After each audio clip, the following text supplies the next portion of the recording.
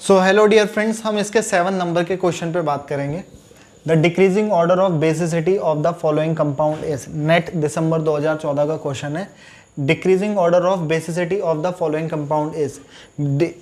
Decreasing order आपको basicity का arrange करना है। यहाँ पर बेसिसिटी का डिक्रीजिंग ऑर्डर की बात करें हम कि इनमें सबसे ज़्यादा बेसिसिटी कम किसकी है, तो बेस वो होते हैं जिनके पास लोन पेयर इलेक्ट्रॉन होते हैं। नाइट्रोजन के पास लोन पेयर इलेक्ट्रॉन होते हैं, सबके पास लोन पेयर हैं, सब बेसिक नेचर के सारे हैं। लेकिन आपको कंपेयर करना है कौन सबसे कम है और कौन सबसे ज़्यादा है। तो आप एक बात ध्यान से रखो कि इसमें 3 नाइट्रोजन है, 3 लोन पेयर है। तो 3 है जिनके पास अपने लोन पेयर इलेक्ट्रॉन डोनेट करने के लिए 3 एटम है इनके पास। तो सबसे ज़्यादा बेसिक ये होगा, थर्ड नंबर ऑफ नाइट्रोजन के रिस्पेक्ट में आप बेसिसिटी अरेंज कर सकते हो। सबसे कम हमारे पास फोर्थ वाला होगा क्योंकि यहाँ पे एक ही नाइट्रोजन है। इन दोनों में अगर हम ध्यान से देखें, इसके पास भी 2 है, इसके पास भी 2 है। तो अब हम इसमें अगर कंपेयर करने की बात करें इस वाले क्वेश्चन में, 7 नंबर के क्वेश्चन में,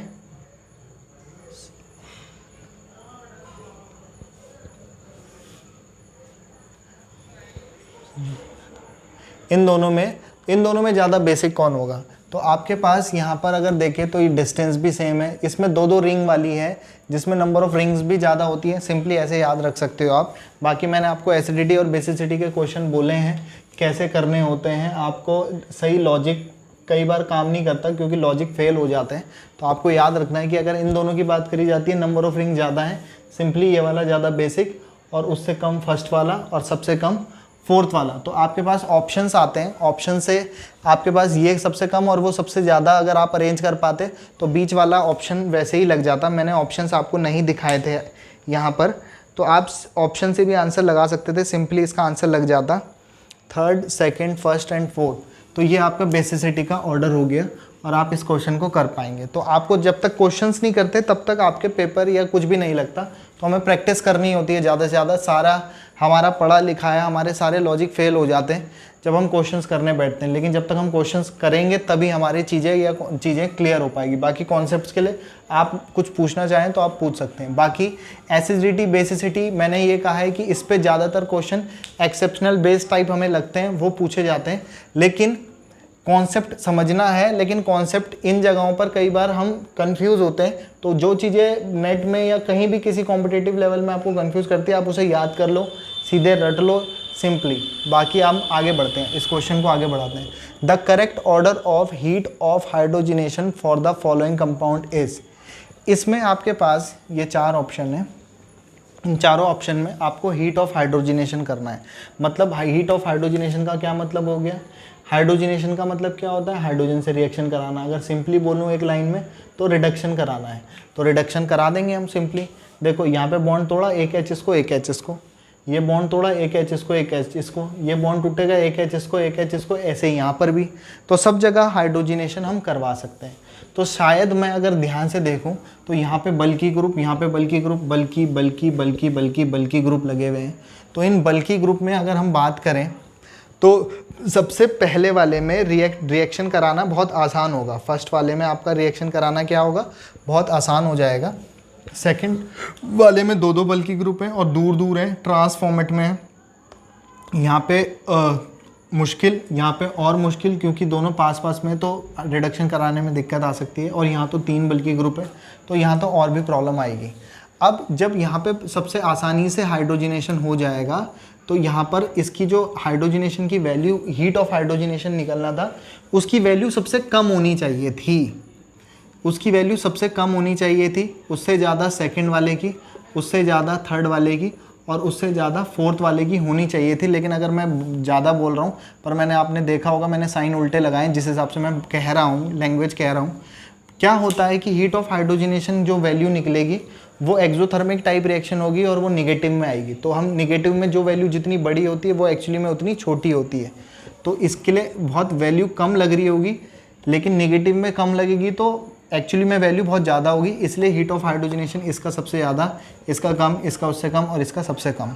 अब इन दोनों की अगर हम बात करते हैं, द करेक्ट और statement are about the reaction X and Y with sodamide are. X और वाई के लिए हम क्या कर रहे हैं?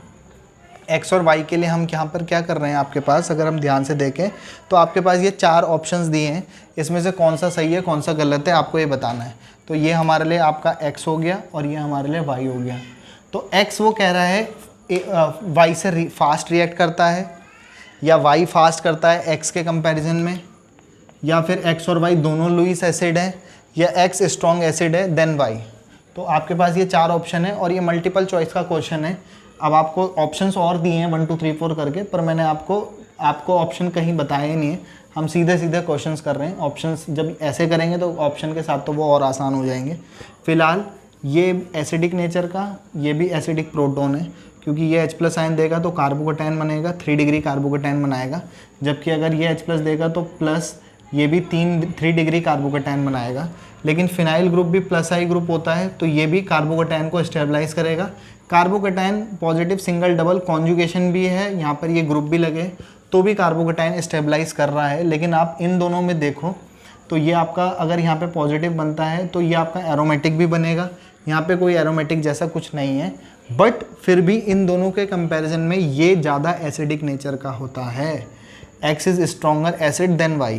तो आप यहाँ ध्यान रखोगे जब किसी कार्बन पर या कार्बोकेटायन पर 3 पॉजिटिव फिनाइल रिंग जुड़ी होती हैं तो वो इस वाले के कंपैरिजन में ज़्यादा स्टेबल कार्बोकेटायन बनाता है, जबकि यहाँ पे और शर्तें भी फॉलो हो रही है। फिर भी मैंने कहा था लॉजिक्स और क्वेश्चंस लगने में आप जब तक देखेंगे नहीं तब तक आपके क्वेश्चंस में दिक्कत हो सकती है। तो आप ध्यान से इस क्वेश्चंस को करेंगे। तो 2016 का ये क्वेश्चन था, तो आप इस क्वेश्चन को अगर हम ध्यान से देखें तो इस क्वेश्चन में तो हमने आपको बताया है कि x, पहली बात तो जब ये ज़्यादा एसिडिक है तो ये जल्दी रिएक्ट करेगा, और ये ज़्यादा एसिड है तो D वाला, तो A and D is the answer, A and D will be the correct answer of this question. तो आपके पास हमने यहाँ पे बता दिए। अब आप इसका स्क्रीनशॉट ले लें और फिर हम आगे बढ़ जाएंगे नेक्स्ट क्वेश्चन में। तो आप स्क्रीनशॉट ले लें, कोई प्रॉब्लम होती है तो आप लोग मुझे कमेंट में करके बता सकते हैं, कोई भी प्रॉब्लम होती है तो आप लोग पूछ सकते हैं। Thank you. So hello dear friends, हम इसके 10th वाले क्वेश्चन पे बात करते हैं। 10th वाला जो क्वेश्चन है हमारा, ये क्वेश्चन हमारा 2016 में जून में पूछा गया है। जून 2016 का क्वेश्चन है। ये दिसंबर 2016 का क्वेश्चन है 2016, और ये हमारा जो 12th नंबर का क्वेश्चन है ये भी दिसंबर 2016 में क्वेश्चन पूछा गया है। एक एक 2 3 3 क्वेश्चन आए हैं, किसी साल नहीं भी आए हैं, लेकिन जिस साल आए हैं तो कम से कम 12 16 मार्क्स से तक के क्वेश्चन यहाँ से पूछे गए हैं। तो आप इस बात का विशेष ध्यान रखेंगे। काफ़ी बेसिक, छोटी सी और इम्पॉर्टेंट यूनिट है और पूरी ऑर्गेनिक के लिए बिल्कुल आपका बेस तैयार करती है, तो इस बात का ध्यान रखें। तो 10th वाले क्वेश्चन में अगर देखें, the correct order of pKa value of the following compound of XYZ, और XY और Z की अगर हम बात करें तो XYZ में आपके पास इनका pKa वैल्यू आपको बताना है। pKa का मतलब क्या होता है, मैंने आपको पहले भी ये क्वेश्चन आया था। देखो, जिसका Ka वैल्यू जितना ज़्यादा pKa की वैल्यू उतनी डिक्रीज होती है, क्योंकि pKa होता है नेगेटिव लॉगरिथम ऑफ Ka, क्योंकि Ka जितना ज़्यादा होगा, आगे से नेगेटिव है तो pKa की वैल्यू उतनी ही कम होती है। Ka की वैल्यू जितनी ज़्यादा, डिसोसिएशन कांस्टेंट ऑफ एसिड जितना ज़्यादा, pKa potential of dissociation constant of acid उतना ही कम होने वाला है आपके पास। तो इस वाले क्वेश्चन पे अगर हम ध्यान देखें तो अगर ये अपना H+ आयन देता है और ये अपना H+ आयन देता है और ये अपना H+ आयन देता है, तो अगर ये अपना H+ आयन देगा तो नेगेटिव बन जाएगा, नेगेटिव सिंगल डबल कॉन्जुगेशन है, कॉन्जुगेशन कॉन्जुगेटेड बेस है, और कॉन्जुगेट बेस डिलोकलाइजेशन की वजह से ये भी स्टेबलाइज करेगा। नेगेटिव अगर ये H+ चला जाए, नेगेटिव आ जाएगा, तो नेगेटिव वाला ये एरोमेटिक बन जाएगा। नेगेटिव सिंगल डबल सिंगल है, और 1 2 3 ऑर्डर्ड में आपके नंबर ऑफ पाई इलेक्ट्रॉन 6 हो जाएंगे, और 4n+2 सिस्टम को सेटिस्फाइड करेगा। और साथ ही साथ ये नेगेटिव -I ग्रुप है, तो -I ग्रुप जो कार्बन आयन है, -I ग्रुप जुड़ने से कार्बन आयन की स्टेबिलिटी बढ़ती है, यानी कि कॉन्जुगेट बेस स्टेबलाइज करेगा। यहाँ भी कर रहा है, यहाँ भी कर रहा है, लेकिन यहाँ एरोमेटिक भी बन रहा है, तो ये कॉन्जुगेट बेस सबसे ज़्यादा स्टेबलाइज कर रहा है। जबकि यहाँ पर तो कोई एरोमेटिक या कुछ भी बनने की कोई कंडीशन नहीं है, ना कॉन्जुगेट बेस जैसा भी बहुत ज़्यादा स्टेबलाइज नहीं कर पाएगा। तो सबसे ज़्यादा एसिडिक तो होगा ये, सबसे ज़्यादा एसिडिक कौन होगा, वाई। मैं इसको यहाँ पे लिख लेता हूँ, सबसे ज़्यादा एसिडिक ये इस वजह से है क्योंकि एरोमेटिक भी बन रहा है और कार्बन आयन या कॉन्जुगेट बेस स्टेबलाइज कर रहा है। उससे कम कॉन्जुगेट एसिडिक कौन होगा? X वाला, और सबसे कम एसिडिक होगा Z वाला। तो ये तो हो गया Ka का ऑर्डर। ये काई का ऑर्डर है? Ka या एसिडिटी का ऑर्डर। अगर एसिडिटी भी पूछता तो भी यही ऑर्डर होता। अब बात कर रहे हैं हम किसकी? pKa की। तो pKa की अगर हम बात करें तो pKa का ऑर्डर जो होगा वो ये हो जाएगा, Z की वैल्यू सबसे कम, मतलब Z सबसे ज़्यादा, X उससे ज़्यादा और Y सबसे कम। तो ये जो ऑर्डर है ये pKa का डिक्रीजिंग ऑर्डर है। तो pKa की वैल्यू सबसे कम इसकी उससे ज़्यादा और Z वाले की सबसे ज़्यादा। जैसा Ka होता है pKa उसका उल्टा होता है। अब 11th नंबर के क्वेश्चन में आते हैं, तो आओ सीखें। The correct order of the following dissociation energy for the indicated CH bond in the following compound is. अब यहाँ पे कार्बन और हाइड्रोजन के बीच सिंगल बॉन्ड है आपके पास, और इन कार्बन और सिंगल बॉन्ड 11 नंबर के क्वेश्चन में अगर देखें तो कार्बन और हाइड्रोजन के बीच आपके पास यहाँ पे क्या है? बॉन्ड डिसोसिएशन एनर्जी किसको ज़्यादा लगेगी? देखो एक बात मेरी ध्यान से समझो, अगर ये H+ आयन निकलता है, CH बॉन्ड का ये वाला बॉन्ड निकलता है तो H+ निकला तो इस पर निगेटिव, तो बेंजीन लिंकेड कार्बन के साथ डबल बॉन्ड के साथ निगेटिव चार्ज नहीं आता है, वो स्टेबलाइज नहीं करता, तो ये स्टेबलाइज नहीं कर पाएगा। अगर मैं इसको AB नाम दे देता हूँ, A, B और C, या 1 2 3 करके भी दे सकते हैं, वो उसने दिया होगा जिस भी तरीके से क्वेश्चन रहा होगा। तो अब आपको इसको बॉन्ड डिसोसिएशन एनर्जी की बात करनी है। अगर ये अपना H+ आयन दे देता है तो हमें पता है ये नेगेटिव बनेगा और ये एक एंटी एरोमेटिक कंपाउंड बन जाएगा। तो एंटी एरोमेटिक कंपाउंड तो लीस्ट स्टेबल माने जाते हैं, और यहाँ पर से वैसे टर्मिनल हाइड्रोजन है, यहाँ पर कार्बन है और यहाँ पर H है, तो ये C और H के बीच का बॉन्ड टूटेगा तो कार्बन पर निगेटिव आएगा। तो यहाँ पर तो निगेटिव आने का सवाल ही पैदा नहीं होता। 11th वाले क्वेश्चन में हम बात कर रहे हैं, तो सबसे ज़्यादा यहाँ तो निगेटिव आता ही नहीं है, तो इसमें सबसे ज़्यादा डिसोशिएट करने के लिए इसको ज़्यादा एनर्जी लगेगी, सबसे ज़्यादा एनर्जी लगेगी यहाँ पर, सबसे ज़्यादा एनर्जी लगेगी। वैसे तो टर्मिनल हाइड्रोजन एसिडिक नेचर के भी होते हैं एस कैरेक्टर की वजह से, पर फिर भी आपके पास यहाँ पर सबसे ज़्यादा एनर्जी इस वाले में लगने वाली है, सी वाले में। और फिर आएगी बारी आपके पास ए वाले में। ए वाले को तोड़ना भी बहुत मुश्किल है, क्यों? क्योंकि ए वालों को तोड़ने के लिए यहाँ पर डबल बॉन्ड के साथ नेगेटिव चार्ज वगैरह नहीं आते, जैसे इसे तोड़ने के बाद यहाँ पे नेगेटिव नहीं आते, यहाँ पे बहुत मुश्किल से ये बॉन्ड टूटेगा, यहाँ पे थोड़ी कम मुश्किल आएगी, और बॉन्ड डिसोसिएशन करवाना यहाँ पे बहुत आसान हो जाएगा, क्योंकि वो वैसे तो एंटी एरोमेटिक कंपाउंड बनाएगा आपका, बट फिर भी H+ आयन ईजिली यहाँ पे से ब्रेक किया जा सकता है compare to this and compare to this. तो इनके कंपैरिजन में एक ही यहाँ पे एरोमेटिसिटी के रिस्पेक्ट में ये क्वेश्चन नहीं हो रहा। कार्बन डबल बॉन्ड या कार्बन ट्रिपल बॉन्ड वाला होता है तो उन पर नेगेटिव चार्ज नहीं आते हैं, क्योंकि वो उसे बहुत ज़्यादा डीस्टेबलाइज करते हैं। तो सबसे ज़्यादा डिसोसिएशन एनर्जी C की, उससे कम A की, और सबसे कम B की डिसोसिएशन एनर्जी सबसे कम होगी। तो आप इस बात का ध्यान रखेंगे। नेक्स्ट, वैसे हम IR वगैरह और चीज़ों से भी इसे बता सकते थे, बट सिंपली हमारा क्वेश्चन लगना चाहिए, और कुछ क्वेश्चन जो सिंपली हम समझ सकते हैं उन्हें वैसे ही समझ लेंगे। The correct order of the acidity of the following compound is. इनमें आपको एसिडिटी का ऑर्डर बताना है। देखो एसिडिक कहाँ से होगा, क्योंकि हमें पता है कि अगर यहाँ पर से 2 H है, एक H+ चला जाएगा तो H+ चला गया तो negative single double, negative single double, तो यहाँ पर कॉन्जुगेट बेस स्टेबलाइज हो जाएगा।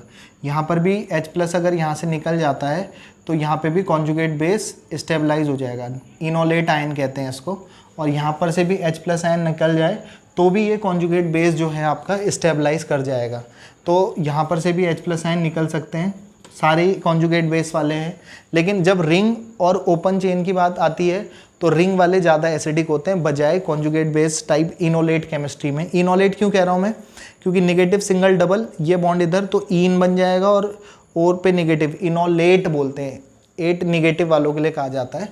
तो कॉन्जुगेट बेस स्टेबलाइज करते हैं, ये इनोलेट केमिस्ट्री का क्वेश्चन है, और वैसे तो खैर GOC का पार्ट है ही। तो अब आपके पास, तो इसका मतलब मैं ये कह रहा हूँ कि आप याद रखने के लिए कि ओपन चेन वालों के कंपैरिजन में, मतलब ओपन चेन खुली चेन के कंपैरिजन में ये जो रिंग वाले होते हैं वो ज़्यादा एसिडिक नेचर के होते हैं, सिंपली याद रखने के लिए।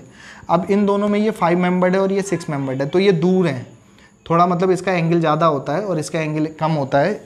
तो आपके पास ये पास में होंगे तो यहाँ डीलोकलाइजेशन आसानी से हो पाएगा और कॉन्जुगेट बेस ज़्यादा स्टेबलाइज कर पाएगा। तो सबसे पहले ये सबसे ज़्यादा जल्दी निकाल देगा। तो बी की एसिडिटी सबसे ज़्यादा, बी की एसिडिटी सबसे ज़्यादा, और आपको पता है सी की एसिडिटी सबसे कम, क्योंकि मैंने कहा ओपन वाले जो होते हैं वो सबसे कम माने जाते हैं क्लोज चेन के स्ट्रक्चर में, बशर्ते कॉन्जुगेट बेस वाली शर्त भी हो। तो कॉन्जुगेट बेस मतलब ये रेजोनेंस की कंडीशन भी बने और इनोलेट की भी कंडीशन बने। तो ये जब ऑर्डर अरेंज हो गया तो पता है आपको बी ए वाला सबसे यहाँ पे बीच में आएगा। तो ये आपने एसिडिटी का ऑर्डर अरेंज कर दिया। तो होप मैं यहाँ पे आपको इसके 12 क्वेश्चन दिसंबर 2016 तक के क्वेश्चन पे बात कर चुका हूँ। कुछ क्वेश्चंस पे हम और भी बात करेंगे, वो देखेंगे नेक्स्ट क्लास में। बाकी आपको कहीं पे कोई डाउट होता है तो हम कोशिश कर रहे हैं कि आपको सिंपल वे में समझा सकें। फिर भी कहीं कोई प्रॉब्लम आती है आप लोग पूछ सकते हैं। बाकी फ़िलहाल जी लो अपनी ज़िंदगी, नेक्स्ट क्लास में पियेंगे आप लोगों का खून। Have a good day, good bye, good night, शुभ रात्रि। काफ़ी मेहनत लगती है वीडियोस में, तो आप लाइक शेयर कमेंट अपने फ्रेंड्स के साथ शेयर। फ़िलहाल आप इसका स्क्रीनशॉट ले लें और बाकी जी लो अपनी ज़िंदगी। Good night.